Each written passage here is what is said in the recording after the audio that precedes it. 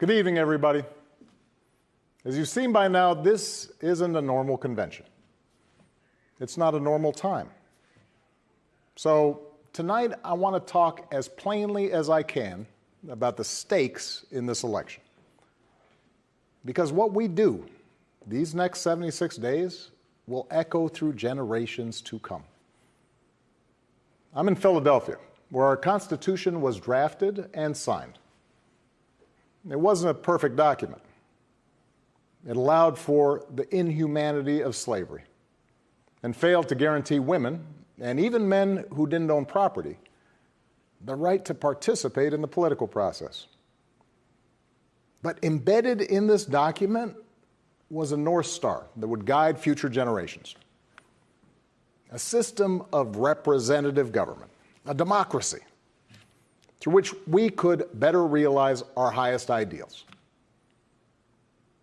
Through civil war and bitter struggles, we improved this Constitution to include the voices of those who'd once been left out.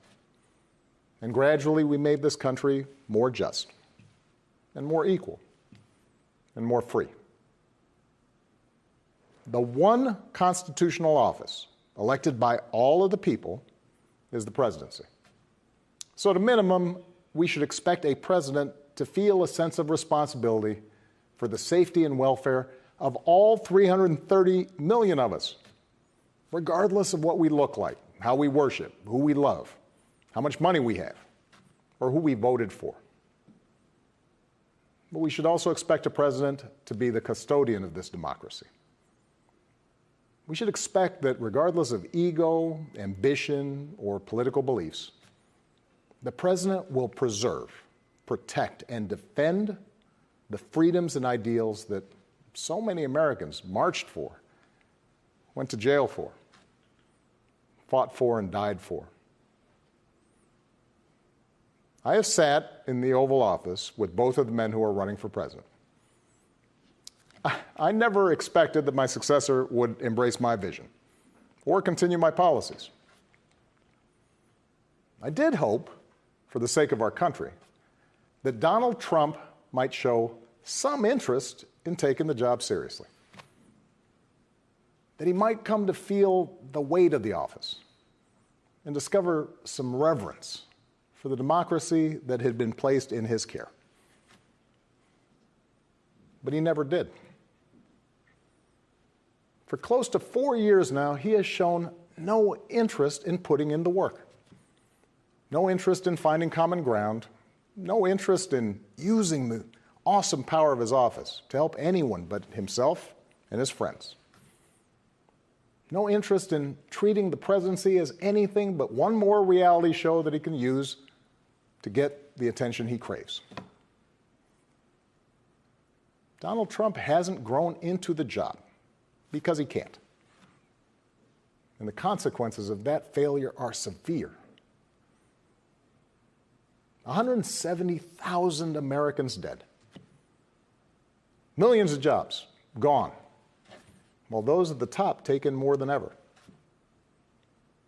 Our worst impulses unleashed, our proud reputation around the world badly diminished, and our democratic institutions threatened like never before. Now, I know that in times as polarized as these, most of you have already made up your mind. But maybe you're still not sure which candidate you'll vote for, or whether you'll vote at all.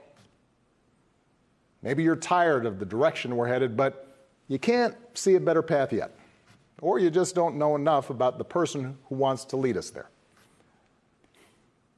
So let me tell you about my friend, Joe Biden. 12 years ago, when I began my search for a vice president, I didn't know I'd end up finding a brother. Joe and I come from different places, different generations, but what I quickly came to admire about Joe Biden is his resilience, born of too much struggle, his empathy, born of too much grief. Joe is a man who learned early on to treat every person he meets with respect and dignity, living by the words his parents taught him. No one's better than you, Joe, but you're better than nobody. That empathy, that decency, the belief that everybody counts, that's who Joe is. When he talks with someone who's lost her job, Joe remembers the night his father sat him down to say that he'd lost his. When Joe listens to a parent who's trying to hold it all together right now, he does it as a single dad who took the train back to Wilmington each and every night so he could tuck his kids into bed. When he meets with military families who've lost their hero, he does it as a kindred spirit, the parent of an American soldier, somebody whose faith has endured the hardest loss there is. For 8 years, Joe was the last one in the room whenever I faced a big decision. He made me a better president, and he's got the character and the experience to make us a better country. And in my friend Kamala Harris, he's chosen an ideal partner who is more than prepared for the job. Someone who knows what it's like to overcome barriers and who's made a career fighting to help others live out their own American dream. Along with the experience needed to get things done, Joe and Kamala have concrete policies that will turn their vision of a better, fairer, stronger country into reality.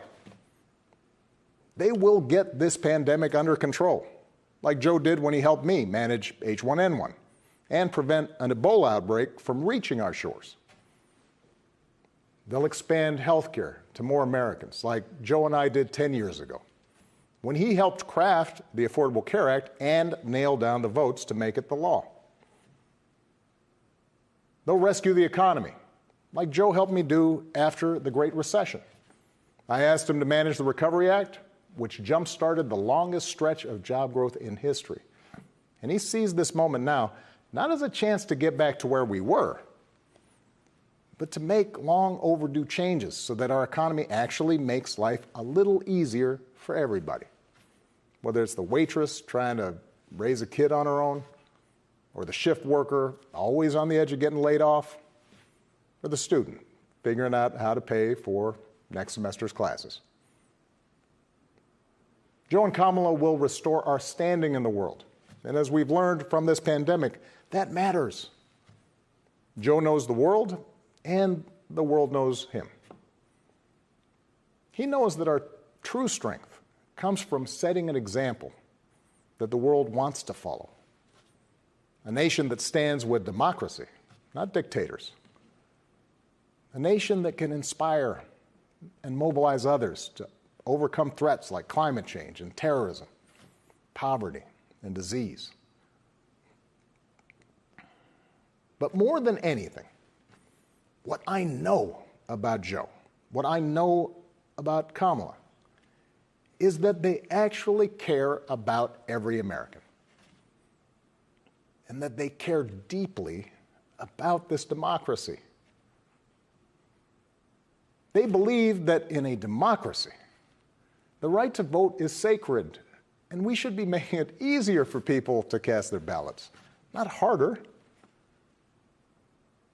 They believe that no one, including the president, is above the law, and that no public official, including the president, should use their office to enrich themselves or their supporters.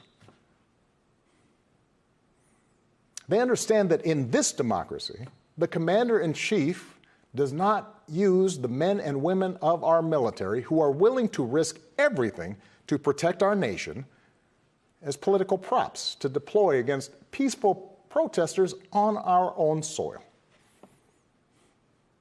They understand that political opponents aren't un-American just because they disagree with you.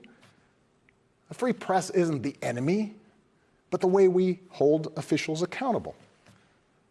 That our ability to work together to solve big problems like a pandemic depend on a fidelity to facts and science and logic, and not just making stuff up.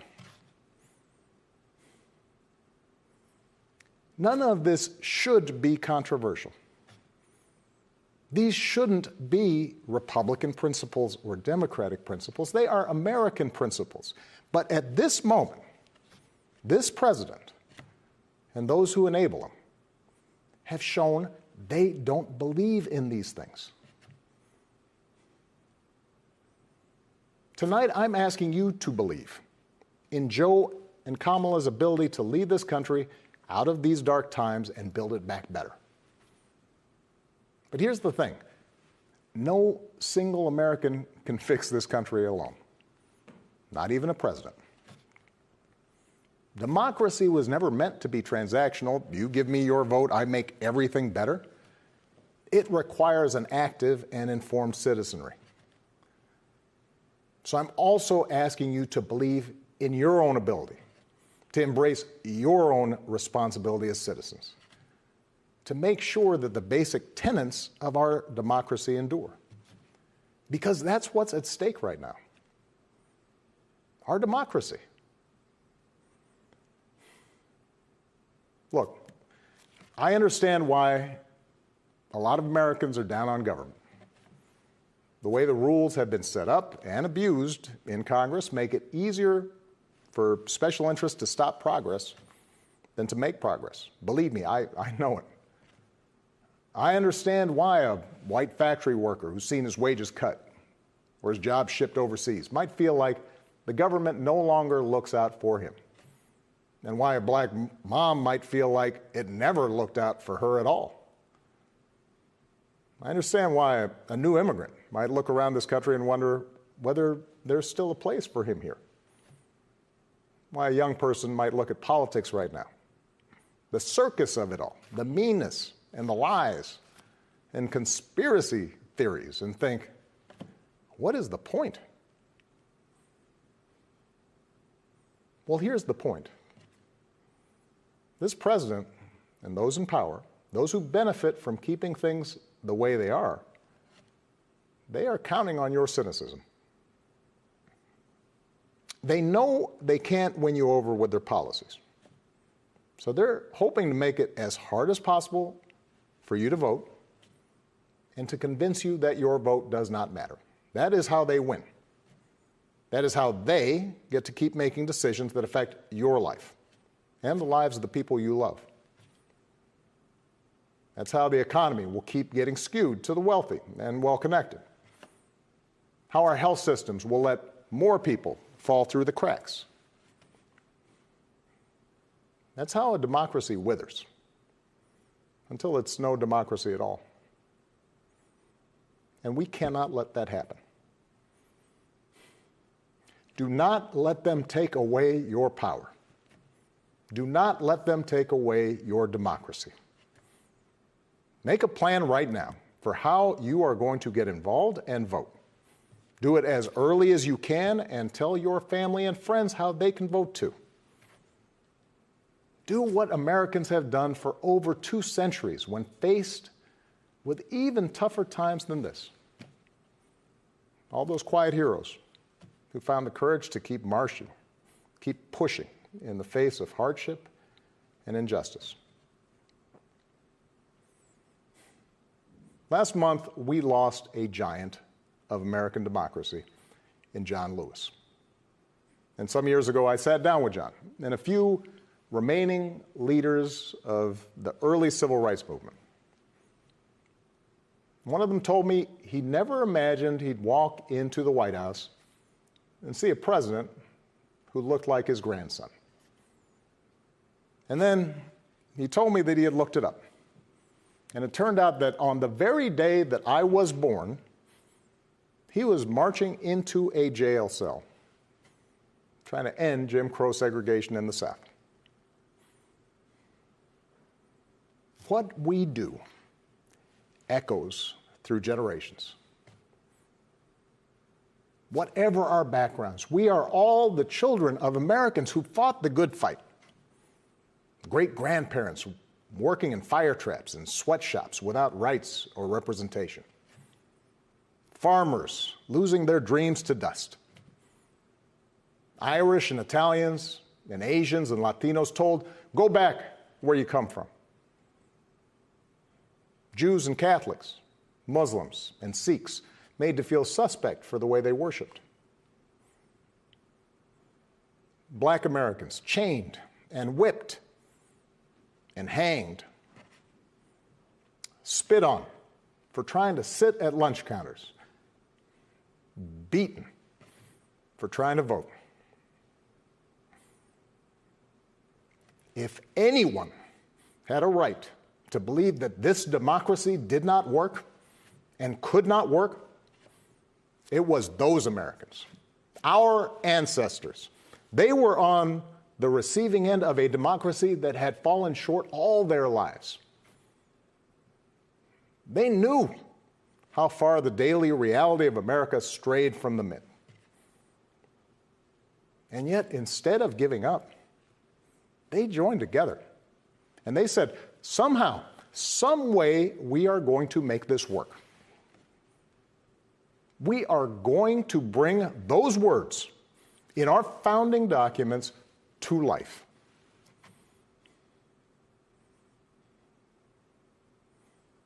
I have seen that same spirit rising these past few years. Folks of every age and background who packed city centers and airports and rural roads so that families wouldn't be separated, so that another classroom wouldn't get shot up, so that our kids won't grow up on an uninhabitable planet.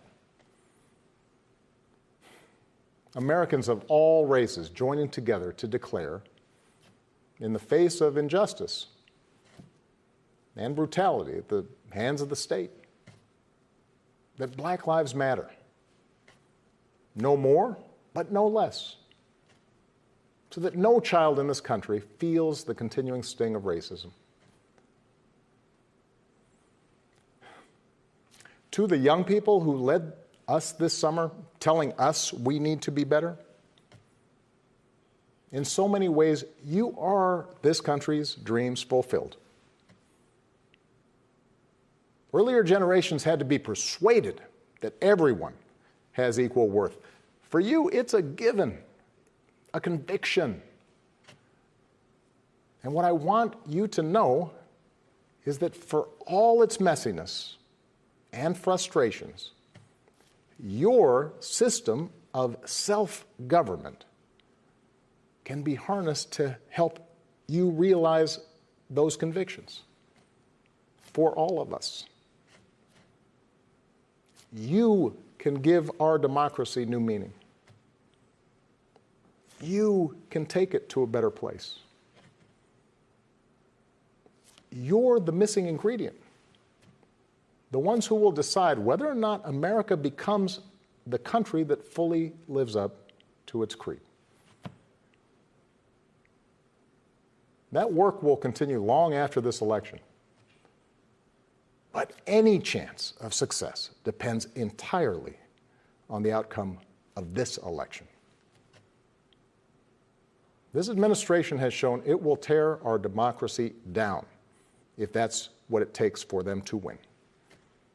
So we have to get busy building it up by pouring all our efforts into these 76 days and by voting like never before for Joe and Kamala and candidates up and down the ticket so that we leave no doubt about what this country that we love stands for today and for all our days to come. Stay safe. God bless.